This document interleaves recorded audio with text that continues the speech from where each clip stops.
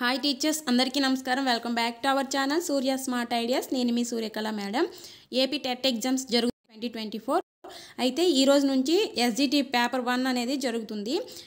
ఈరోజు అనగా 6/10/2024 morning session పేపర్లో బిట్స్ ఏ విధంగా వచ్చాయి, పేపర్ ఎలా ఉంది, అన్ని బిట్స్ కూడా ఎక్స్ప్లెయిన్ చేయడం జరుగుతుంది. వీడియో ఎండింగ్ వరకు చూడండి. వీడియో నచ్చితే లైక్ చేయండి, మీ ఫ్రెండ్స్కి షేర్ చేయండి, అలాగే మన ఛానల్ని సబ్స్క్రైబ్ చేసుకోండి. ఈ వీడియో చూడడం వల్ల మీరు రేపు ఒకవేళ ఎగ్జామ్కి వెళ్తే బిట్స్ ఏ విధంగా వస్తున్నాయి, దీని కంటిన్యూషన్ బిట్స్ అనేవి మీరు చూసుకొని వెళ్తే చాలా బాగా ఉపయోగపడతాయి. అయితే ఇక్కడ ఫస్ట్ క్వశ్చన్ చూడండి. జ్ఞానాత్మక రంగానికి చందనిది ఇచ్చారు. అంటే ఆప్షన్స్లో మనకి మిగతావి ఏంటుంటాయి, మానసిక చలనాత్మక రంగం అలాగే భావావేశ రంగానికి సంబంధించి ఉంటాయి. దీని నుంచి పక్క ఒక బిట్ అనేది వస్తుంది. అలాగే PIED అబ్రివేషన్ అనేది ఇచ్చారు. అంటే P అంటే ప్రాజెక్ట్, I అంటే ఇంటిగ్రేటెడ్, E అంటే education for the disabled, D అంటే డిజేబుల్డ్. ఇదనమాట project integrated education for the disabled. ఇది దీని అబ్రివేషన్ అడిగారు. అలాగే NEP 2020లో సన్నాహక దశ, ఇది న్యూ ఎడ్యుకేషన్ పాలసీ ఉంది కదా 2020, ఇందులోని సన్నాహక దశ అని దాని గురించి ఇచ్చారనమాట బిట్టు. నెక్స్ట్ ఫోర్త్ క్వశ్చన్ చూడండి.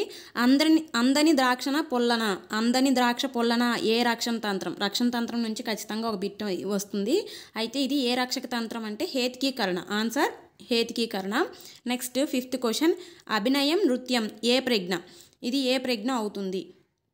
సో మీరు నెక్స్ట్ ఎగ్జామ్కి వెళ్ళే వాళ్ళు రక్షక తంత్రం గురించి చూసుకోండి. ప్రజ్ఞ రకాలు ఉంటాయి చూడండి, అవి చూడండి. ఇది గార్డనర్ ప్రజ్ఞ ఉంటాయి కదా 8 రకాలు, ఆ ప్రజ్ఞ గురించి ఒకసారి చూడండి. అలాగే NEP 2020 గురించి మీరు చదువుకుంటారు, దాని నుంచి పక్క బిట్ అనేది వస్తుంది. Next sixth question. నేర్చుకుంటున్న కొలది ఒప్పుల సంఖ్య పెరగడం ఏ వక్రరేఖ అవుతుంది. అభ్యసన వక్రరేఖల నుంచి బిట్ ఇచ్చారు. సో అదొకసారి చూడండి. మనం ఏర్పాటు చేసుకున్న మొదటి జాతీయ విద్యా విధానం ఏ ఇయర్ ఇచ్చారు. నెక్స్ట్ 8వ చూడండి. సొంత ఆనందం కోసం ఒక పని చేయడం ఏ ప్రేరణ, ఇది అంతర్గత ప్రేరణ అవుతుంది. నేను వీడియో చేశాను అంతర్గత ప్రేరణ ఏమొస్తాయి, బాహ్య ప్రేరణ గురించి ఏమొస్తాయి అని కూడా వీడియో చేశాను, సైకాలజీ. అవి చదువుకున్నా సరే మీకు సైకాలజీ బిట్స్ అనేవి మొత్తం కవర్ అవుతాయి. రక్షక తంత్రాలు చేశాను, ప్రజ్ఞ పరీక్ష రకాలు చేశాను, అవన్నీ కూడా చూసుకోండి ఒకసారి ప్రీవియస్ వీడియోస్లో. Next 9th question. ఒక వ్యక్తి ఒక వస్తువు విషయం పట్ల అభిప్రాయం ఏర్పరచుకోవడం ఏమంటారంటే భావన. ఒక వస్తువు పట్ల భావన లేదా మనం ఒక విషయం పట్ల ఒక అభిప్రాయాన్ని ఏర్పరచుకోవడం, అది భావన అవుతుంది. నెక్స్ట్ క్వశ్చన్ చూడండి. అల్లూరి సీతారామరాజు జిల్లా కేంద్రం ఏంటంటే పాడేరు. Next 11th question. కేరళలో గల అడవులు. ఆప్షన్ 1 సతత హరిత అడవులు, 2 మడ అడవులు, 3 ఉష్ణమండల అడవులు. సో మీరు ఆన్సర్స్ అనేవి మీకు తెలిస్తే కామెంట్ చేయండి. నేను ఇవన్నీ ఆన్సర్స్ వెతకడం అంటే చాలా కష్టము. మీకు బిట్స్ ఏ విధంగా వచ్చాయో చెప్పడానికి వీడియో ఫాస్ట్గా చేయాలని చేస్తున్నాను.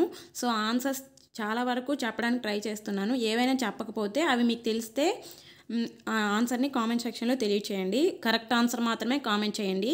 మీరు ఏమనుకుంటున్నారో అది చేయొద్దు.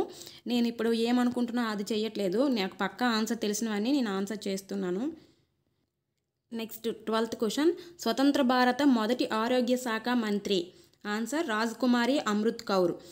Next 13th question. ఎక్కువ కాలం పరిపాలించిన ఢిల్లీ సుల్తాన్లు ఉంటారు కదా, అందులో ఎవరు ఎక్కువ కాలం పరిపాలించారు. దీనికి ఆన్సర్ మీకు తెలిసే ఉంటుంది, తెలిస్తే కామెంట్ చేయండి. Next 14th question. వ్యవసాయానికి ఉపయోగించే భౌతిక పెట్టుబడి. ఆప్షన్ 1 పొలం, 2 ఎరువులు, 3 యంత్రాలు. ఆన్సర్ పొలం అవుతుంది. ఇవి రెండు మనీ పెట్టి చేయాలి కాబట్టి భౌతిక పెట్టుబడి కాదు, సో పొలం అవుతుంది answer. Next 15th question. Andhra రాష్ట్రానికి చందని స్వతంత్ర సమరయోధులు. ఆప్షన్ 1 కొండా వెంకటప్పయ్య, 2 సుబ్బమ్మ, 3 సరోజినీ నాయుడు. ఆన్సర్ సరోజినీ నాయుడు అనుకుంటున్నాను. మీరు ఆవిడ యూపీకి చెందిన వ్యక్తి కాబట్టి ఆన్సర్ ఇది అవుతుంది. మీరేం చూసారో కామెంట్ సెక్షన్లో తెలియచేయండి. అలాగే ఎగ్జామ్ రాసిన వాళ్ళు ఉంటారు కదా కొంతమంది, ఈరోజు వాళ్ళు కనుక ఈ వీడియో చూస్తే మీరు ఆన్సర్ ఏం పెట్టారో కూడా కామెంట్ చేయండి. Next 16th question. పోషకాల పిరమిడ్ గురించి ఒక బిట్ అనేది ఇవ్వడం జరిగింది. నెక్స్ట్ పుప్స సిర దేని నుండి రక్తాన్ని దేనికి సరఫరా చేస్తుంది. పుప్స సిర మీద ఒక బిట్ ఇచ్చారు. నెక్స్ట్ 18th క్వశ్చన్ చూడండి. బాసా ద్రుల్ ఇది గణాన్ని గుర్తించమన్నారు. మగనం అవుతుంది చూడండి. బా అనేది గురువు, షా కూడా గురువు, ధృల్ అనేది కూడా గురువు, మగనం అవుతుంది. నెక్స్ట్ 19th క్వశ్చన్, మొదటి పన్ను అంటే టీత్ ఎప్పుడు ఏర్పడుతుందంటే 6 నుంచి 8 నెలల లోపు మధ్యలో ఏర్పడుతుంది. అలాగే పితృణం సంధి ఇచ్చారు, సవర్ణ దీర్ఘ సంధి ఇది. నెక్స్ట్ ఉపమవాచకం మీద ఒక బిట్ అనేది ఇచ్చారు, ఉపమవాచకం. నెక్స్ట్ కొరకునుకొయ్ చతుర్థి విభక్తి ఇది ఇచ్చారు విభక్తిలోని. నెక్స్ట్ దేశ ప్రగతి విగ్రహవాక్యం ఇచ్చారు. నెక్స్ట్ 24 అచ్చులను ఏమంటారు అంటే స్వరాలు అవి ఉంటాయి కదా, ప్రాణులు అలా ఉంటారు కదా. వర్ణమాల నుంచి 2 బిట్లు అనేది ఇవ్వడం జరిగింది. చూడండి ఇక్కడ 25th క్వశ్చన్, పెదవులతో పలికేవి ఓష్ట్యాలు కదా. సో వర్ణమాల నుంచి ఖచ్చితంగా ఒక బిట్ అనేది వస్తుంది. ఈ పేపర్లో 2 బిట్స్ ఇవ్వడం జరిగింది.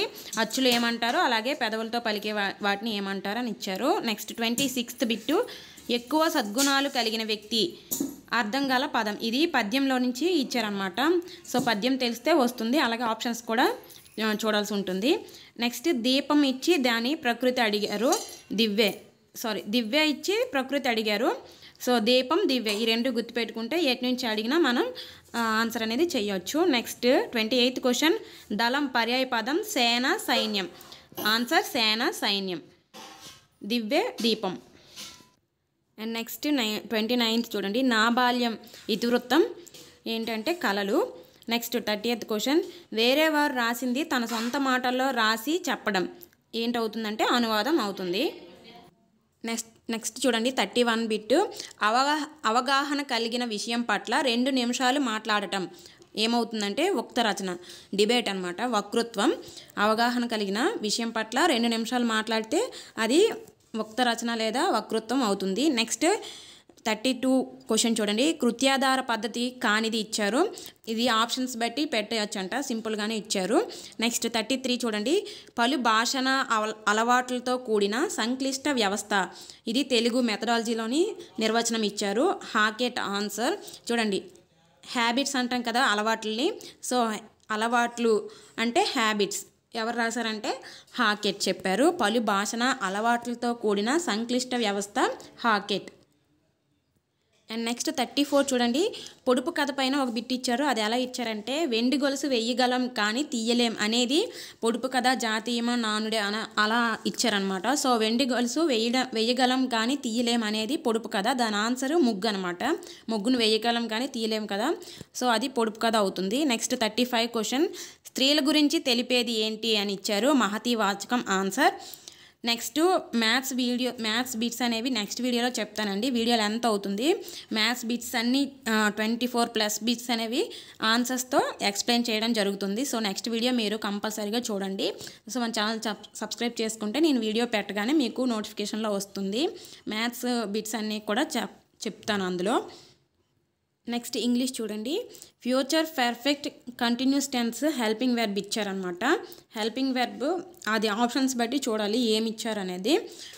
నెక్స్ట్ 51 క్వశ్చన్, ప్రెజెంట్ పర్ఫెక్ట్లో గల సెంటెన్స్ అనేది అంటే క్రింది వాటిలో ప్రెజెంట్ పర్ఫెక్ట్ టెన్స్ ఏ సెంటెన్స్ అనమాట గుర్తించాలి ఇది. నెక్స్ట్ చూడండి 52 ఎంబారస్మెంట్, దీని స్పెల్లింగ్ ఇచ్చారనమాట, స్పెల్లింగ్ రాయమన్నారు.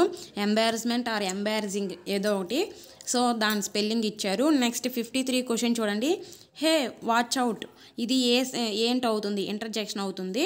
నెక్స్ట్ 54 డిక్షనరీ ఆర్డర్ అనేది ఇచ్చారు. 4 వర్డ్స్ ఇస్తారు, మనం alphabetic order or dictionary order 2 ఒకటే, సో ఆర్డర్లో మనం పెట్టాల్సి ఉంటుంది. నెక్స్ట్ 55 చూడండి, he said what are you doing, ఇది డైరెక్ట్ ఇండైరెక్ట్ స్పీచ్కి సంబంధించి ఒకటి ఇచ్చారు. నెక్స్ట్ 56 చూడండి, సక్సెస్ దీని యొక్క యాంటానిమ్ ఇచ్చారు. ఆన్సర్ డిఫీట్ అనమాట. నెక్స్ట్ 57 ఏ వయస్సుకు చెందిన వారు తమ పనులు నిర్ణయాలు తామే చేసుకోగలమనే భావన కలిగి ఉంటారు. ఇది ఎరిక్సన్ గురించి ఇచ్చారనమాట. అయితే కౌమార దశ వాళ్ళు తమ పనులు తామే చేసుకుంటాం, తమ నిర్ణయాలు తామే తీసుకుంటాం అనే భావన కలిగి ఉంటారు కదా, సో ఆన్సర్ కౌమార దశ అనమాట. నెక్స్ట్ 58 క్రింది వానిలో గౌణ లక్షణం ఏది అని ఇచ్చారు. ప్రాథమిక అవసరాలు గౌణ అవసరాలు ఉంటాయి కదా, సో గౌణ అవసరాలు క్రింది వానిలో ఏది అనేసి ఇచ్చారు. అయితే మనకి గౌణ లక్షణాలు ఏమేమి అవుతాయి అంటే గుర్తింపు, ప్రేమ, అలా ఉంటాయి. అయితే ప్రాథమిక అయితే మనకి వెరీ నీడ్ ఏమి ఉంటాయంటే చదువు, ఏంటంటే నిద్ర, ఆహారం అవనేవి ప్రాథమిక లక్షణాలు అవుతాయి. గౌణ లక్షణాలు అంటే గుర్తింపు అవి వస్తాయి అన్నమాట. సో ఆప్షన్స్ బట్టి మనం చెప్పవచ్చు. ఈజీ బిట్ ఇది. నెక్స్ట్ 59 క్వశ్చన్ చూడండి. 6వ తరగతి విద్యార్థి మ్యాథ్స్ బాగా చేయగలిగాడు. 3వ తరగతి విద్యార్థి నిదానంగా చేసిన అందులో వికాస నియమం అనేది ఇచ్చారు అనమాట. వికాస నియమాల్లోని వ్యక్తిగత నియమం అలాంటిది ఆప్షన్స్లో అది రైట్ అవుతుందంట. సో ఇది ఆప్షన్స్లో చూసుకోవాలి. అలాగే 60th క్వశ్చన్ చూడండి. ఫ్యూచర్ లెర్నింగ్ అనేది ఏంటి అని ఇచ్చారు. ఐసిటీ బిట్ అనమాట ఇది. నెక్స్ట్ 61 చూడండి. అంతర్గత బాహ్య సాక్ష్యాధారాలతో తీర్పునిచ్చే ప్రక్రియ ఏంటి అంటే ఆన్సర్ మూల్యాంకనం అనమాట. నెక్స్ట్ 62 డైరెక్ట్ మెథడ్ యూజ్ ఏంటని ఇచ్చారు. సో ఇంగ్లీష్లో డైరెక్ట్ మెథడ్ గురించి ఇచ్చారు ఒక బిట్టు. నెక్స్ట్ 63 చూడండి. న్యూస్ పేపర్ ATLM అవుతుంది. అది దృశ్య ఉపకరణం అవుతుంది. న్యూస్ పేపర్ అనేది ఓన్లీ మనం చూస్తాం కాబట్టి దృశ్య అవుతుంది. టీవీ అయితే దృశ్య శ్రవణ అవుతుంది. ఓన్లీ న్యూస్ పేపర్ అడిగారు ఇక్కడ. ATLM అనేది ఆన్సర్ దృశ్య అవుతుంది. నెక్స్ట్ 64 ఇంగ్లీషు ఎందులో ఎక్కువగా ఉపయోగిస్తారు అలా ఇచ్చారనమాట. ఇంటర్నెట్లో ఎక్కువగా ఉపయోగించే లాంగ్వేజ్ ఏంటి అంటే ఇంగ్లీష్ అనమాట. ఇంగ్లీష్ గురించి బిట్ అనేది ఇవ్వడం జరిగింది ఇక్కడ. నెక్స్ట్ 65 PET పెట్ నైలాన్ మ్యాచింగ్ గురించి ఇచ్చారనమాట. దారాలు అవి ఉంటాయి కదా EVSలో. సో దానికి సంబంధించి ఒక బిట్ అనేది ఇవ్వడం జరిగింది. నెక్స్ట్ 66 మిడ్ డే మీల్ కొత్త పేరు ఏంటంటే డొక్కా సీతమ్మ అని వచ్చిందనమాట.